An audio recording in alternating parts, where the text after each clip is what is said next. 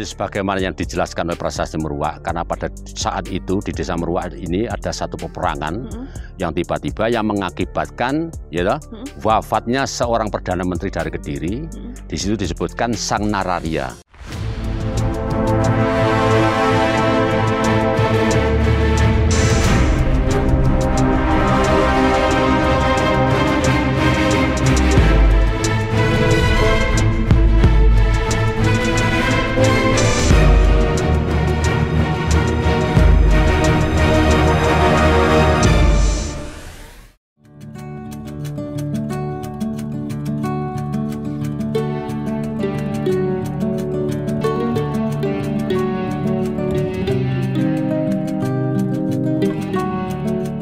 Situs Watu Jombang ditemukan juga di hutan perhutani dagangan dan kondisinya masih utuh berbentuk segi empat dengan kedalaman pahatan 20 cm.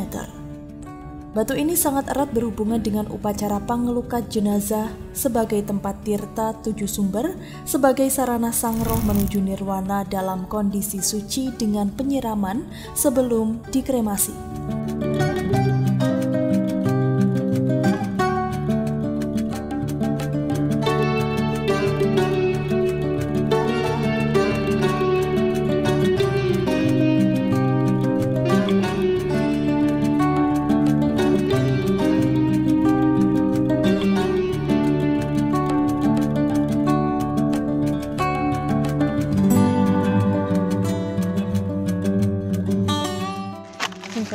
Itu ya Pak Tok situs. Nah ini situs Jambangan.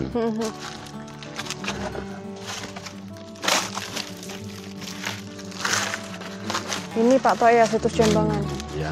Masyarakat Desa Meruak ini menyebutnya situs Jambangan seperti itu. Tapi Pak Tok, sebelum kita mengupas tentang situs ini, saya tadi di jalan juga masih bertanya-tanya, kematian Sang Nararia tadi disebabkan oleh apa? Ya, satu ya, kematian Sang Nararia tadi disebabkan dengan kematian serangan mendadak. Jadi Sang Nararia yang saya sebut tadi sebagai Perdana Menteri Kerajaan Toho Kediri itu tadi kan meninggalnya di sini. Perabuannya di candi sana yang ada doorbellnya. Nah ini adalah air pangelukat. Jadi air pangelukat itu untuk pensucian sebelum mayat itu dibakar atau diperabukan itu disucikan, dilukat, diruat. Ini tempatnya.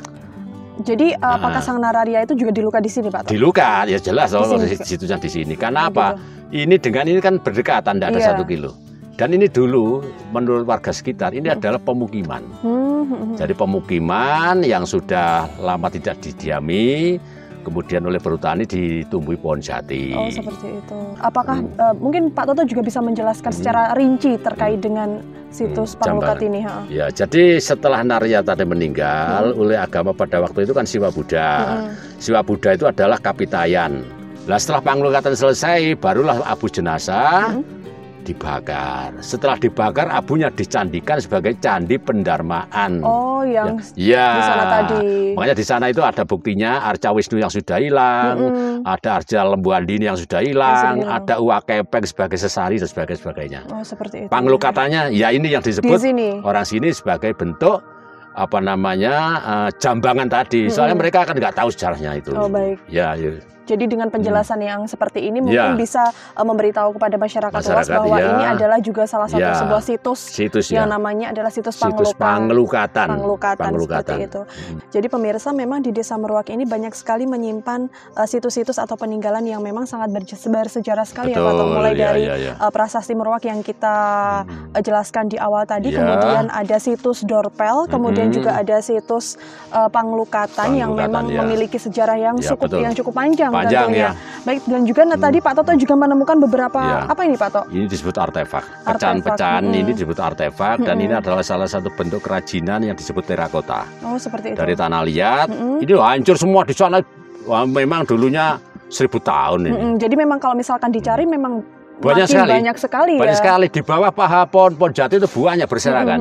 Itu tadi ada batu candi yang sudah lama tadi saya temukan di situ. Dan ini juga pecahan-pecahan tembikar atau juga ini disebut adalah salah satu bahasa arkeologi artefak. Jadi pemirsa, dengan ditemukannya beberapa artefak-artefak seperti ini memang menjadi bukti bahwa di Desa Meruak ini adalah sebuah desa yang memiliki banyak sekali situs. Betul, ya. Dan tempat ini juga dulunya adalah sebuah candi dan juga pemukiman seperti itu ya Pak. 1000 tahun yang lalu. Baik. Ya. Nah setelah ini pemirsa, kita akan menggali lagi informasi yang lebih dalam kepada sesepuh desa agar beliau menjelaskan secara rinci terkait dengan sejarah Desa Meruak ini. Baik, kita langsung saja. Jadi nanti kita ke Pak Warno, salah satu sesepuh desa yang masih memulihkan cerita folklor berkaitan dengan Prasasti Meruak. Kita langsung ke sana aja. Baik. Tak jauh dari tempat situs Jambangan ini banyak ditemukan artefak-artefak yang sudah hancur, juga puluhan arca dewa-dewa Hindu yang sudah raib karena dicuri orang. Ini Pak Tok Romi. Ya, kepala Desa Meruak. Tempatnya sesepuh Desa Meruak tadi. Desa Meruak. Dan kata sesepuh desa, ada satu arca yang masih utuh.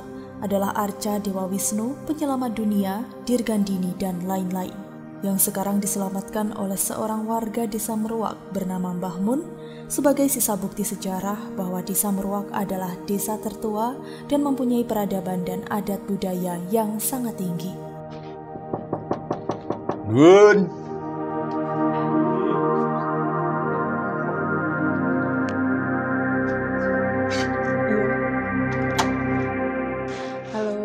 Monggo. Rayu. Nggih, menika Mbak Fitri. Nyuwun sewu. Nggih.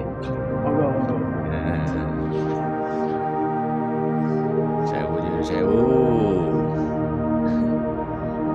Nah, Mbak Fitri sini.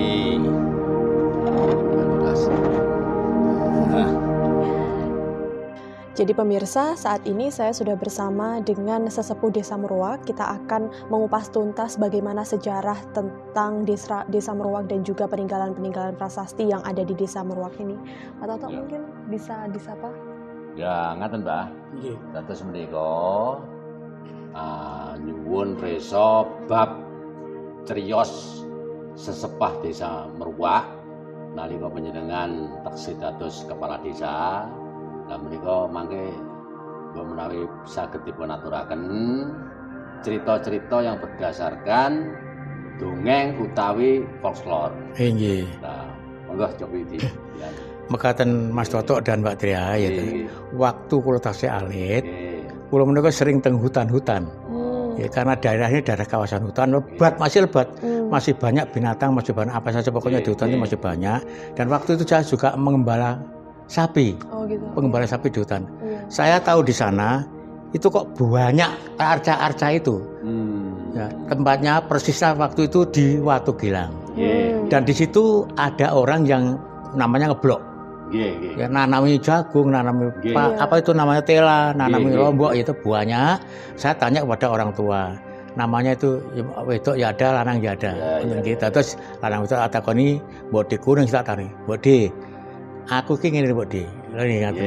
Kok bareng aku ngene kok ngerti kuwabe niki enek reca-reca niki kok ndi olehe. Lah niki kalau bingung gitu.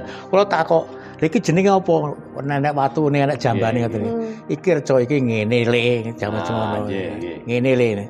Terus piye Di? Ngene. Nalika semono, Meruak iku sakjane eneng tetengere. Tetengere napa? Jenenge anu kaya apa kaya gunungan dincepne ning ngandung kuburan. Oh iya. Ya prasasti itu ya. Ya itu namanya saiki omongnya prasasti gitu. Setelah itu saya tanya, ini untuk apa? Iki nalika jaman enek Ratu Rene.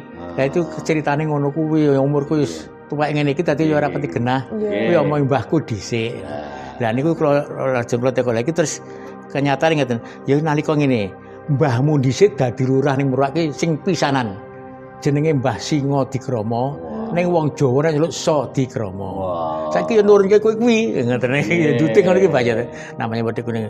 Lajeng kados Mbah, itu lurah pertama. Lah ning kono nalika jaman semono ning gone jenenge apa kuwi jenis dincep kuwi mau apa, Pak? Nah, prasasti utawa tetenger kuwi mau nalika nek suran sabene ning kono nanggap gambyong. Nanggap gambyong dadi yo kuyon-kuyon ruame ngaten yo. Lah, pramila sami niku aku terus tak kejar terus. Nah, saat saya sudah menjadi kepala desa dan saya sudah tua, ada tamu dari Jakarta. namanya Pak Profesor Bukhari. Yaitu dia katanya dari arkeologi. Ya, arkeologi. Saya tanya, ini apa Mbah? Ini apa Prof? Ini adalah prasasti. Tolong dibaca bisa nggak deh? Ya saya bacanya. Itu karena hurufnya huruf Jawa kuno. Ini gini Lurah kepada saya. Saya baca ini prasasti Marwa. Yang ada irah-irahnya Sang Rabacra Sali Salimarama Awalaka. Jadi ada seorang pembesar ke sini perang pupuh. Nah, akhirnya ada yang meninggal. Nah, ini diperlakukan di sini hari ketiga kita dengar namanya perang Rabacra Sali Salimarama Awalaka. Itu namanya Dikjaya Sastra Prabu. Gitu. Nah, terus kemana arahnya? Setelah itu perang di sini dia menancapkan ini, dia langsung Ponorogo. Menanamkan di sana ada prasasti di sana namanya Sirah Keting, di Sirah Keting, lalu ke Tulungagung katanya begitu. Nah, itu siapa namanya? Ya Dikjaya Prabu itu. Jadi Merwa itu pada saat dulu dinamakan daerah ibu. Daerah yang pertama kali di Kabupaten Madiun sebenarnya Desa Merwa ini. Ini dengan bukti ada prasasti yang dinamakan itu tadi Sang Rabacra Sali dari Kediri. Jadi di situ sudah dibakukan bahwa Merwa itu daerah ibu. Itu di catatan Madiun juga ada di buku Madiun. Di sana Desa Merwa itu sebelum Kabupaten ada atau Madiun kan semuanya, bukan kota dan Kabupaten Madiun itu ada. Di Merwa itu sudah ada Desa Marwa namanya, yang sekarang menjadi Merwa begitu Pak Toto. Merupakan desa tertua di itu bisa tertua di Kabupaten Madiun. Bisa dibuktikan dengan prasasti itu, dengan pohon yang begitu tinggi besar sekarang di situ. Saya tidak tahu namanya apa itu. Ada didukung dengan apa itu Watu Gilang. Dengan di sana ada zaman-zaman bla bla bla. Sehingga kita bisa menceritakan bahwa Merwa itu adalah daerah yang tertua di Kabupaten Madiun. Terus Merwa merupakan salah satu bukti bahwa Desa Merwa ini adalah satu desa tertua pada abad 11. Abad 11 menika 1121. Lah pusat pemerintahanipun wonten Kediri ingkang panjenengan ngendikan nggih menika Sang Jayawarsa itu ada Jayawarsanya, Jayawarsa Dikjaya Sastra Prabu. Lah menika ingkang salerjipun sinten menika? Sri Aji Jayabaya. Oh, ngaten. Terus Prabu menika salah predikat untuk raja menika seketanipun Prabu. Lajeng Dikjaya menika nggih Dikjaya Sekti Mandraguna. Nggih. Gitu, ora terdas tapak palu ning Pandhe lah umpamane. Sisaning Gerindra. Lajeng sastra menika ahli dalam bidang sastra. Sastrawan. Lah menika menawi dalam sejarah dipun sebat Kameswara I. Lajeng tiang-tiang ingkang kepercayaan kejawen menapa nyebat piyambakipun menika Sri Aji Jayabaya ingkang ngeramal tanah Jawa 1000 tahun ke depan. Lah menika embrionya juga di sini. Di Merwa. Menika perlu dipun atur besok bahwa bilih transkrip ingkang wonten prasasti menika dateng Mojokerto Trowulan. Terus kalau wau kula lak sampun minggah kalian Mbak Fitri. Jadi kalau orang di sini itu mengatakan itu sebuah Watu Gilang, itu sebetulnya adalah dorpel. Ya, dorpel itu penyangga batu candi untuk masuk ke dalam candi itu. Ini kok dorpel, saat ini balok mur nih. Balok mur. Terus kalau penjenengan kalau wau sampun ngendikan kalau di situ itu ada beberapa macam arca, ya memang candi. Arca, ya. Jadi itu sangat menguatkan dengan bukti-bukti sejarah, walaupun itu hanya sebatas kita menapa menika istilahnya ngasak lah. Apa bang jenenge kayak portal-portalan dan sebagainya artefak itu. Tapi itu bukti sejarah kuat sekali. Terus Pak, wonten Jambangan kalau wau. Lah Jambangan kalau wau tempat pangelukat jasad manusia. Setelah Nararya tadi meninggal dunia, oleh karena dia itu punya predikat Perdana Menteri. Nararya itu Perdana Menteri. Lajeng dipun lukat. Lah nglukate Perdana Menteri nggih boten sembarangan. Nggih. Lah menika dipun sebat sebagai air sumber 7. Dipun lukat menika dipun ruwat ngedusi nggih agami mawon, sinten mawon nggih sedaya.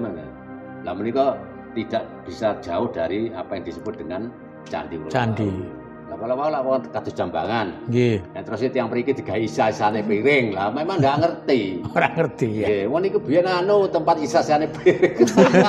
Iya. Nggih bogo mawon. Nggih. Memang orang ndak mengerti. Lah sejarah kita luruskan supaya ke depan itu dengan harapan para generasi muda itu bisa tahu lah, oh biar Meruwak ini, dan itu suatu kebanggaan untuk masyarakat Meruwak ini. Matur nuwun, semoga Allah selalu memberikan perlindungan dan penjenengan semua untuk sehat, waras, selamat, panjang umur, murah rezeki, selamat dunia akhirat. Begitu, nggih. Ngaten nggih.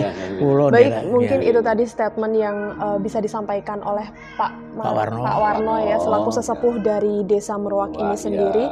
Jadi pemirsa, memang banyak sekali peninggalan-peninggalan yang ada di Desa Meruwak ini. Terlebih lagi bahwa Desa Meruwak ini adalah salah satu desa yang tertua yang ada di Kabupaten Madiun. Bahkan sebelum Kabupaten Madiun ada, Desa Meruwak ini sudah ada. Jadi pemirsa, demikian tadi penjelasan kami terkait dengan sejarah, makna dan juga filosofi serta berbagai macam peninggalan dari Desa Meruwak ini. Saya Fitria Devi dan juga Pak Toto mohon pamit undur diri. Terima kasih dan sampai jumpa.